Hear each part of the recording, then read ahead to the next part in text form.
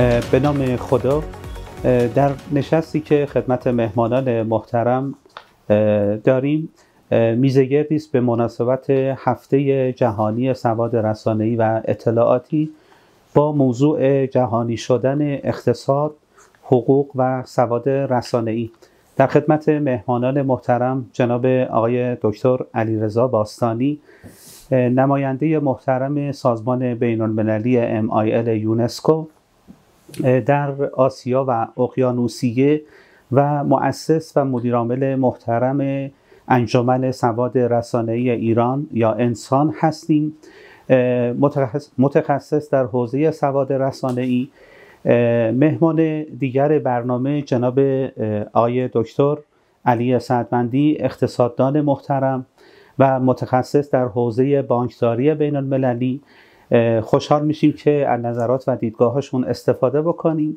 من ابتدا از جناب آقای دکتر باستانی استدعام این است که مقدمه ای رو راجع به سواد رسانه‌ای، اساساً سواد رسانه‌ای چیست، هفته جهانی سواد رسانه‌ای به چه ترتیب در واقع پیش بینی شده و جایگاه MIL و مأموریت MIL در یونسکو در این ارتباط چیست و نهایتاً اشاره بفرمایید که ارتباط بین سواد رسانه‌ای با اقتصاد و حوزه حقوق. در خدمتتون هستم آقای دکتر. خب منم خدمت شما عزیزان بیننده سلام عرض میکنم. نکته رو که اشاره فرمودن آقای دکتر این بود که بله ما الان در هفته جهانی سواد رسانه‌ای و سواد اطلاعاتی به سر میبریم. اصلا این سازمانی به نام MIL Media Information Literacy شاید خیلی راحت بهتون بگم بیش از 10 سال نیست از تولد این سازمان که یکی از ارکان سازمان یونسکو هم به حساب می آید گذشته. دقیقاً در سال 2013 متفکرین و اندیشمندان و دانشمندان حوزه رسانه به این نتیجه رسیدن که سواد رسانه‌ای یکی از الزامات جهانی است. حتماً بایستی این آموزش داده بشه. در نتیجه اینها میان با همدیگه شور و مشورت میکنن و میبینن که چقدر بهتر که بتونن این رو در قالب یکی از برنامه‌های اصلی سازمان یونسکو قرار بدن.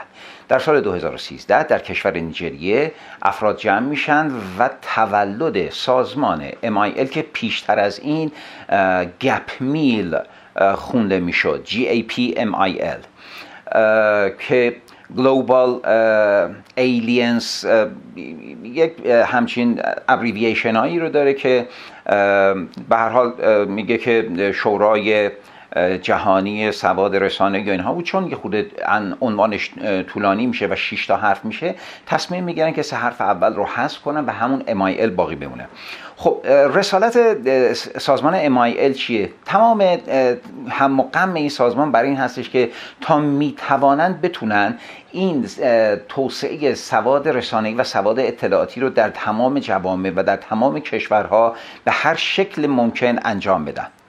حالا همه کشورها به یه شکلی دارن این کار رو انجام میدن، اما مهم این هستش که بایستی از یک سری برنامه ریزی های مدون و دقیق برخوردار باشه. حالا یه خود جلوتر که بریم من توضیح عرض خواهم کرد که یکی از مشخصات و شاید بتونیم بگیم مشکلاتی که سازمان سواد رسانه‌ای در دنیا ازش رنج میبره نداشتن نظام آموزشیه. ما میخوایم سواد رسانه‌ای رو آموزش بدیم، اما خب چجوری باید آموزش بدیم؟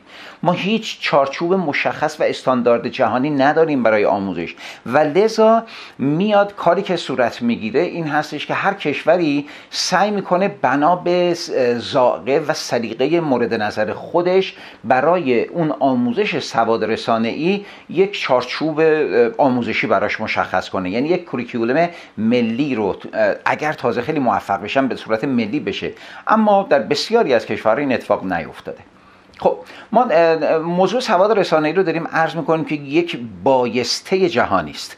بله در قرن 21 دیگه سواد رسانه‌ای آنچنان اهمیتی پیدا کرده که شاید بد نباشه این رو من به شما عرض کنم که سازمان پیمان نظامی کشورهای غرب، امریکا و اروپا تحت عنوان نیتو یا ناتو، شما میبینین که در اطلاعیه 1-2 سال قبلش صراحتاً اعلام میکنه، شاید برای شما هم تجربه آور باشه همونطور که برای من ابتدا بود، که چطور میشه که پیمان نظامی دنیا مثل ناتو بیاد اعلام بکنه که سواد رسانه‌ای یکی از الزامات کشورهای دنیا باید باشه و ناتو خودش اقدام کرده برای آموزش سواد رسانه‌ای. این نشون میده اهمیتی که سواد رسانه‌ای و آموزش اون در کشورهای مختلف باید داشته باشه و این شاید این بخش از کلام من بتونه این بخش از صحبت من رو تمام کنه که اگر ما داریم میگیم سواد رسانه‌ای شاید یه مقدار ابتر داریم صحبت میکنیم، ناقصه، به دلیل اینکه سواد رسانه‌ای و سواد اطلاعاتی با همه. یعنی اگر ما میگیم ML یعنی میدیا لیترسی، هرگز قابل قبول هیچ یک از دانشمندان رسانه‌ای دنیا نیست، بلکه اونها میگن CML باید باشه، یعنی Critical Media Literacy، سواد رسانه‌ای انتقادی. من فکر کنم تا همین مقدار من بیشتر از این سخن نگفته باشم. آقای دکتر شما و آقای دکتر سعدوندی هم توی این بحث شرکت بفرمایید. بله متشکرم. من استدعام این است که جناب آقای دکتر سعدوندی هم مقدمه‌ای رو در ارتباط با موضوع نشست مطرح بکنن، بعد حالا محورهای بعدی و تکمیلی رو در خدمت ایشون و جناب آقای دکتر باستانی خواهیم بود. در خدمتتونم. سلام عرض می‌کنم خدمت مهمانان عزیز برنامه. تشکر می‌کنم از فرصتی که به مناسبت هفته جهانی سواد رسانه‌ای و سواد اطلاعاتی فراهم فرمودید. اولا تبریک میگم این هفته رو. امیدوارم که این هفته در واقع سرآغازی بشود برای اینکه تغییراتی در سطح رسانه در ایران و در سطح جهان امیدوارم که شاهد باشیم. از من خواسته شده که در مورد رابطه بین سواد رسانه‌ای و پیشرفت اقتصادی و توسعه اقتصادی خدمت شما عرایضی رو داشته باشم. واقعیت این هست که ما در علم اقتصاد روی مبحث اطلاعات بسیار تأکید میکنیم. یعنی یکی از کلیدواژه‌هایی که در علم اقتصاد، چه در علم اقتصاد خرد چه در علم اقتصاد کران، بسیار مورد توجه قرار میگیره و همچنین در بازارهای سرمایه، علم مالی، بانکداری، اینها خیلی مورد تأکید قرار میگیره، تقارن یا عدم تقارن اطلاعاتی است.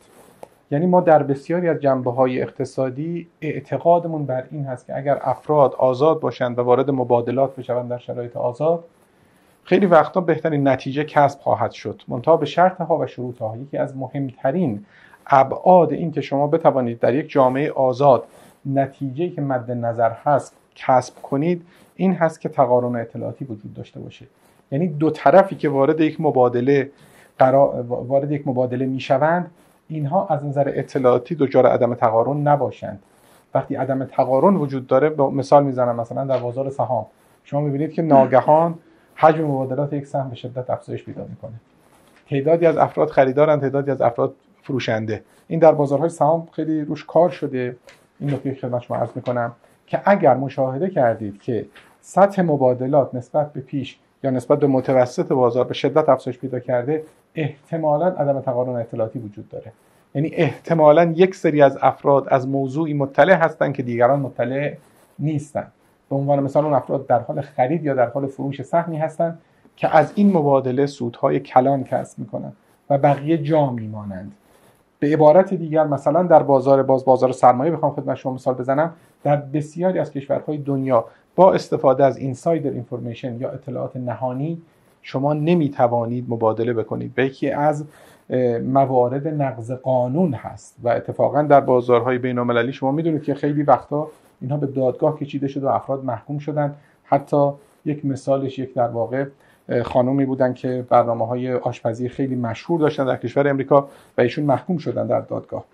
ولی در کشور ما قضیه فرق میکنه. اینها هنوز جا نیفتاده که نمیتوانید بر اساس اینسایدر اینفورمیشن عمل کنید. خب اگر ما این مباحث رو بدانیم، حالا سواد رسانه چه کمکی به ما میکنه؟ یا سواد رسانه‌ای یا سواد اطلاعاتی به ما کمک میکنه. یعنی نقش میدیا، نقش مطبوعات، نقش بنگاه‌های اطلاع رسانی بسیار مهم خواهد شد، چون کمک میکنه که این شکاف اطلاعاتی که بین آحاد مختلف اقتصادی وجود داره این شکاف پر بشه، افراد به هم نزدیک بشن، کارایی بازارها به شدت افزایش پیدا کنه. اگر بازارها کارا نباشن به ضد خودشون تبدیل میشن. یعنی بازاری که شما ازش انتظار دارید که به تخصیص بهینه منابع منجر بشه دقیقاً معکوس خواهد شد. یعنی بازار نه فقط مثمر ثمر نخواهد بود، بلکه صدمه خواهد زد به روابط بشری. بنابراین نقش اطلاعات، نقش سواد رسانه میتونه بسیار مثبت باشه. یک موردش که من سعی کردم مثال‌های خدمت شما بزنم در زمینه در واقع بازار سرمایه و بازار بورس بود، ولی مثال‌های متعدد دیگری دارد که انشالله.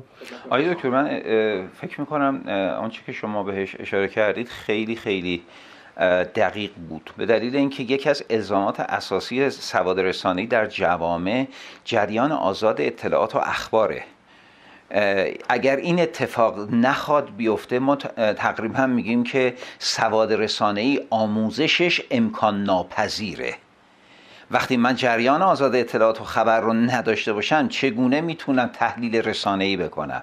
مهمترین چیزی که در سواد رسانه‌ای این هستش که ما باید تحلیل‌های خودمون رو داشته باشیم و بعد رسانه خودمون رو تولید کنیم. توجه می‌فرمایید؟ این نکته به نظر من جای بحث داره که انشاءالله بتونیم امروز راجع به اون موضوع بیشتر بپردازیم. بله، من تایید می‌کنم صحبت شما رو. فقط دقت بفرمایید این جریان آزاد اطلاعات به یک مبحث دیگری هم در علم اقتصاد میشه که شفافیت باشه. یعنی شفافیت اطلاعاتی، این که انتقال شفاف اطلاعات بتونه صورت بگیره، نویز وجود نداشته باشه. ببینید شرایطی ممکنه در اقتصاد به وجود بیاد. چرا من اینها رو عرض میکنم؟ اینها در دنیای پیشرفته خیلی به ندرت اتفاق میفته، ولی در کشور ما به وفور پیدا میشود. شرایطی ممکنه به وجود بیاید که در مسیر انتقال اطلاعات نویز وارد بشه و افرادی سوء استفاده کنن از این مسائل. خب اینها باید اصلاح بشود تا شما یک جامعه آرام داشته باشید، یک جامعه کارا داشته باشید، یک جامعه فرهیخته داشته باشید، وگرنه دچار مشکلات جدی میشوید. اصطلاحی هم دارید در حقوق بین‌الملل استحضار دارید، بحث حکمرانی مطلوب. میگم چگونه است که در یک کشوری